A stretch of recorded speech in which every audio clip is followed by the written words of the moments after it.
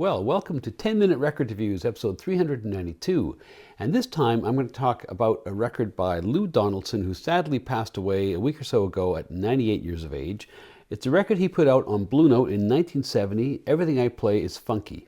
Lou Donaldson, of course, was an alto sax whiz. He was a longtime mainstay of Blue Note records dating back to the very earliest years of hard bop.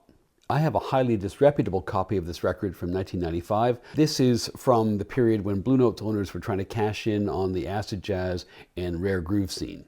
It's certainly a very groovy record. The title cut is great, and there's a very strong trio of Donaldson originals. It's not without its critics, but it's a record I've come to enjoy. Lou Donaldson was born in Baden, North Carolina in November 1926, just 1 month after and 50 miles away from John Coltrane. As a kid, he was principally interested in baseball, but he had an ability to hum the most complex tunes, such that his mother encouraged him, in fact insisted, that he take up an instrument, and he started on the clarinet. He graduates from high school at 15 years of age. He goes on to Greensboro to go to North Carolina A&T for college, where he plays baseball and he plays clarinet in the marching band. Despite his musical acumen, he came quite late to jazz. Country music was basically the only music on the radio.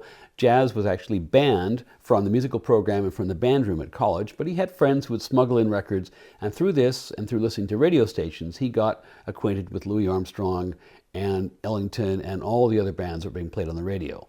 At age 18 in 1944, he's drafted into the Navy, and he goes to the Great Lakes Training Base just outside Chicago. They wanted him to be in the band. He resisted this because basically he thought the band sucked. But a teacher, overhearing him basically criticizing another student's playing, challenged him to play the clarinet, which he did to the teacher's amazement. The teacher then gave him a saxophone and challenged him to learn it, which he did in just 2 weeks. During this period, whenever he had leave, he'd go into Chicago to catch whatever great jazz bands were in town. That was where he first heard Charlie Parker, a totally strung-out bird who was playing at the time with Billy Eckstine's band, but it was still a formative experience.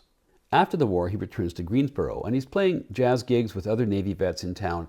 In 1948, his band gets invited to go to play the halftime show at the New York Giants game in New York because a friend of his was now playing for the Giants.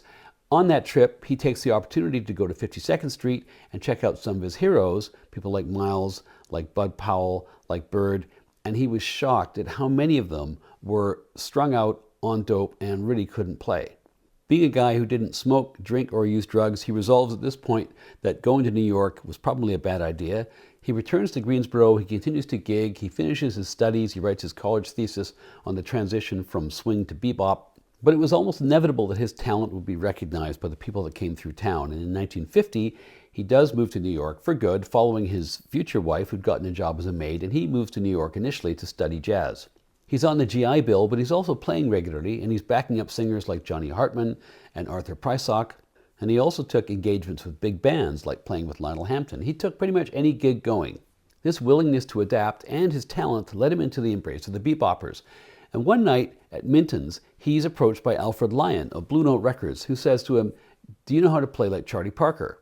Well, like all alto players at the time, Donaldson had been heavily influenced by Parker, but his own playing was much, much bluesier than Parker's, and it's no surprise that he would go on to be one of the founders of the hard bop school. So he didn't really play like Bird, but if Alfred Lyon was asking, of course his answer was yes. So he gets the call, and the first record that he appears on for Blue Note is this one, by Milt Jackson, which is a bit of a twofer. It combines two previous 10-inch records. He's on the first one, he's not on the Monk sides. He did record a little bit later with Monk, and his debut as a leader for Blue Note also occurs in 1952, and it was put out as one of those New Sounds, New Faces records.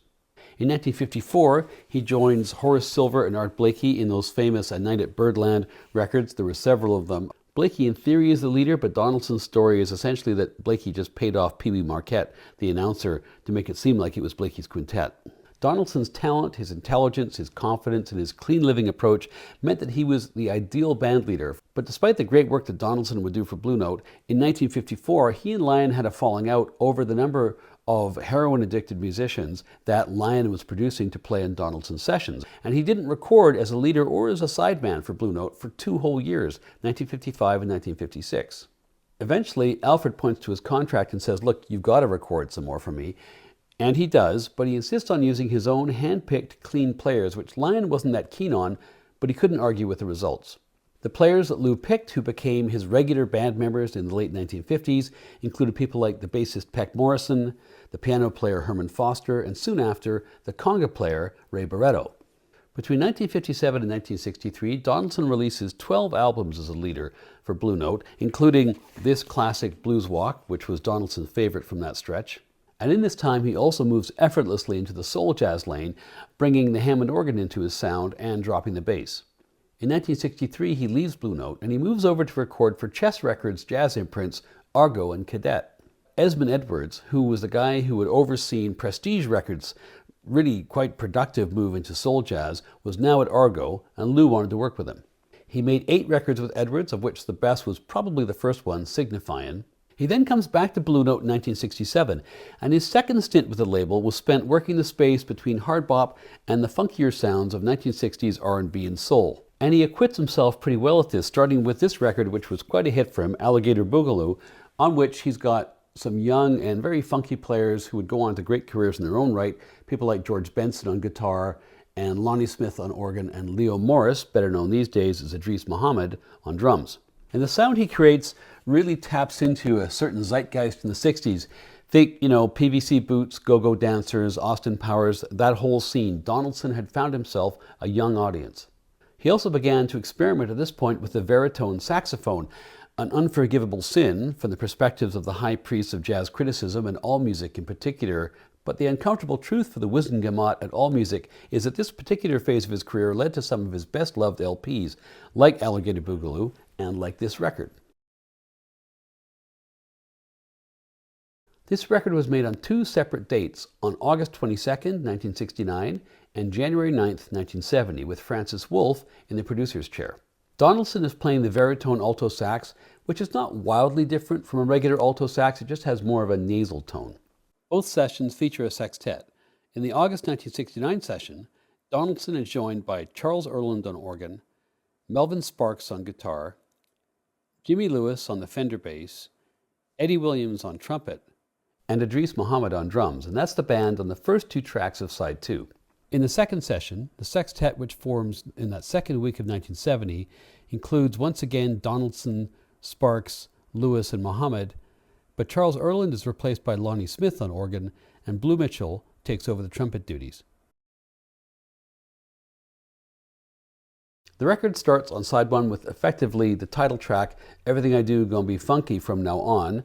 This was originally done by Lee Dorsey earlier in 1969. He'd had a hit with it. Next is Hamp's Hump, which is a 12-bar blues built around a very straightforward bass riff, and it's essentially a platform to let people like Donaldson and Lonnie Smith get busy. The last track on side 1 is a bit of a wild card. It's Harold Arlen's Over the Rainbow from The Wizard of Oz. It's kind of an unusual choice. It's not schlocky, to be clear. They play it straight and slow as a ballad, and I guess it works, but it's probably the most dispensable track on here. Side 2 is full of Donaldson originals, and it's very strong. It starts with Donkey Walk, which became one of his best loved tunes in live performance. It fits more into that space between hard bop and soul jazz. As much as the riff is infectious, for me, the best part about this track is Idris Muhammad's drumming. Next is West Indian Daddy, and this has more than a little flavor of exotica, as it's Donaldson's imagining of a calypso-ish melody. But the best is saved for last with Minor Bash. This is the strongest of the 3 originals. It's got a super catchy riff. It's a track which would not have been out of place, certainly as a composition, on any of those early Jazz Messengers dates, and everybody on here shines.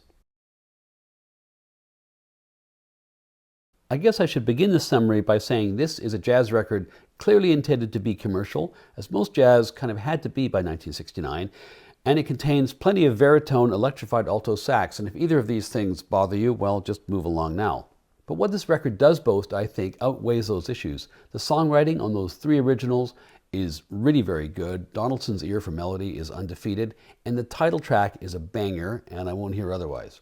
While it's not the greatest record that Lou Donaldson ever made, it's arguably the last good record of the peak years of his career, and it's made with some of the funkiest players around at the time. For me, it's 3.5 out of 5 stars.